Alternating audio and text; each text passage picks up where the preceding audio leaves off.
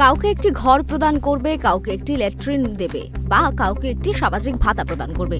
এসব নিয়ে রাজনীতি করা জঘন্য অপরাধ। কেননা রাজনীতির ঊর্ধ্বে উঠে আমাদের প্রত্যেককে সাধারণ মানুষের সহযোগিতায় হাত বাড়িয়ে দিতে হবে। তবেই আমরা প্রকৃত মানুষ হিসেবে নিজেদেরকে দাবি করতে পারবো।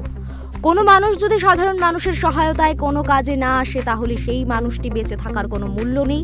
সুতরাং প্রত্যেকের সহায়তা আমাদেরকে এগিয়ে নিয়ে আসতে হবে।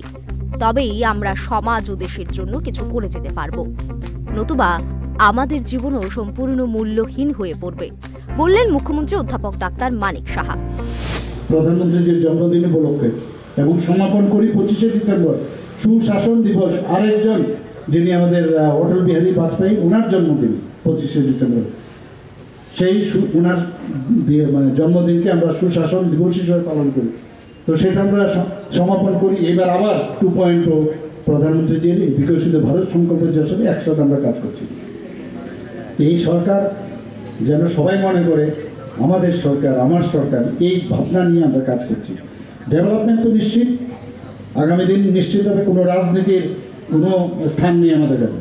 কারোর বাড়িতে নলসের জল যাবে, এর মধ্যে কী রাজনীতি থাকবে বলুন? কারোর বাড়িতে গ্যাসের কানেকশন দেবো, কী রাজনীতি থাকবে? কোনো রাজনীতি নেই। কারোর প্রধানমন্ত্রী আবাস যোজনার ঘর পাবে, এর মধ্যে কী রাজনীতি? ঘর পাবে, এর মধ্যে আমার কী রাজনীতি?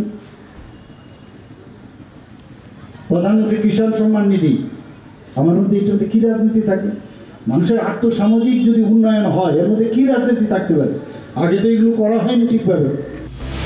মুখ্যমন্ত্রী বিধানসভা কেন্দ্র বরদোয়ালিতে এদিন মুখ্যমন্ত্রী অধ্যাপক ডাক্তার মানিক সাহা বিধায়ক উন্নয়ন তহবিল থেকে 14 লক্ষ টাকা ব্যয় করে একটি অ্যাম্বুলেন্স প্রদান করে।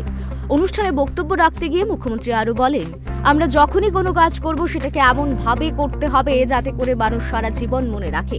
মানুষের জন্য কাজ করতে পারলেই আমাদের আত্মতৃপ্তি হবে। সমাজের প্রত্যেকটা মানুষের সহযোগিতায় এগিয়ে আসতে পারলে মানুষের মধ্যে হিংসা ও দুর্ভোগ থাকতো না।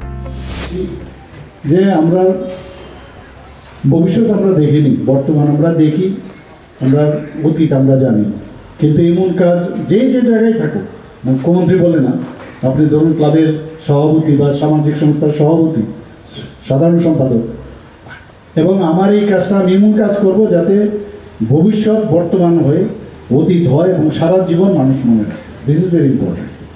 আমরা সেইভাবে কাজ করি। আর মানুষের সাথে সম্মানের সাথে কথা বলা। আমরা অনেক সময় দুর্দার সব জানতা এরকম একটা যে বিষয়, ডাউন টু আর্থ থাকা দরকার। আর যখন যাকে যে কাজ দেওয়া হয় সেই কাজটার সম্পর্কে নিষ্ঠার সাথে কাজ করা।